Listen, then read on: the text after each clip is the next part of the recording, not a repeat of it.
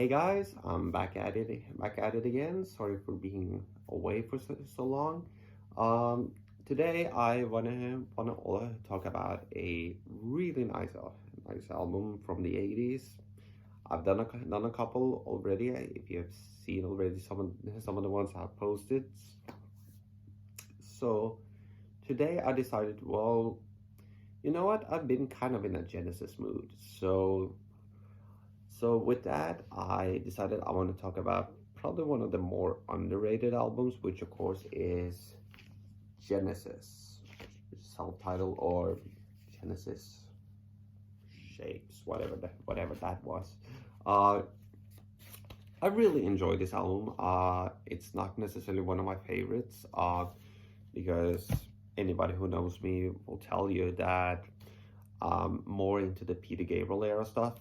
But some of the 80s stuff I kind of appreciate for what it is.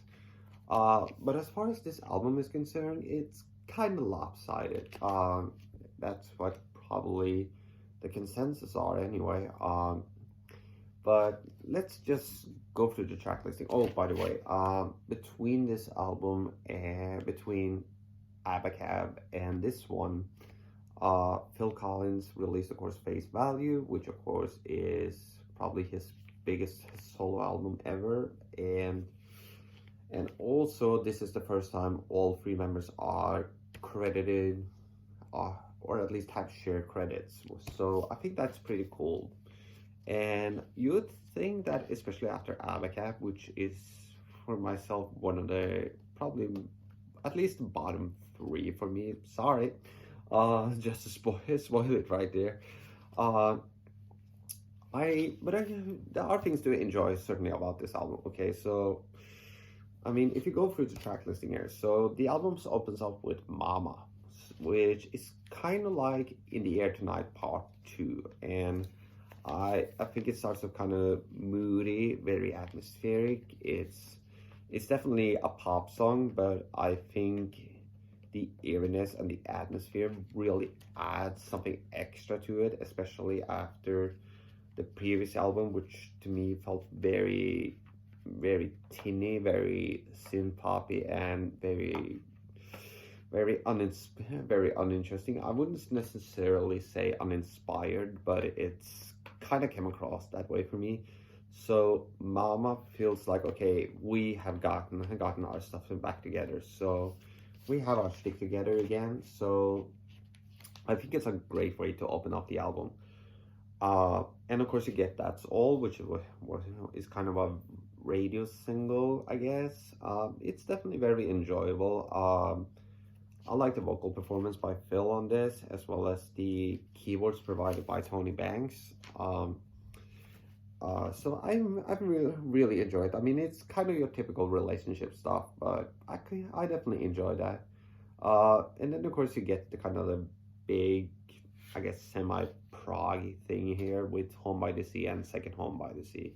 It definitely works better live, especially on The Way We Talk or the 2007 live album. I think it works much better in that context, but studio wise, it's kind of cool. I like the kind of jammy thing on Second Home by the Sea for what it is. It's not something I necessarily listen to the most, but or at least when I'm in the mood to listen to Genesis, it may not be the track I mostly go towards, but it's enjoyable for what it is. But then we get to the second side, and I am kind of at loss for words with the first one, which of course is the album's the second side on this opens up with Illegal Alien, and it's just dumb. It's just a very dumb song. Um, yeah, to have Phil kind of putting on this Mexican accent and kind of really, I think, having this kind of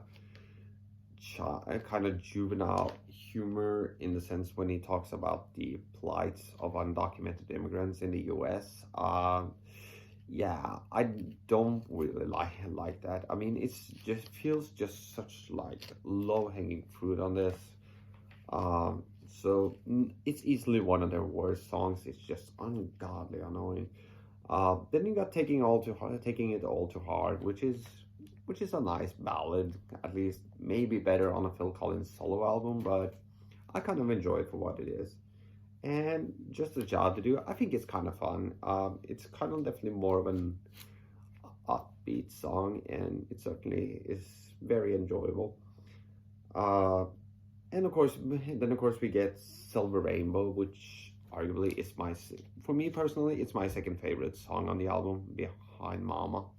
So I really think it is probably one of the most underrated Genesis songs there is. So I would highly recommend people checking that song out because it's really, really good.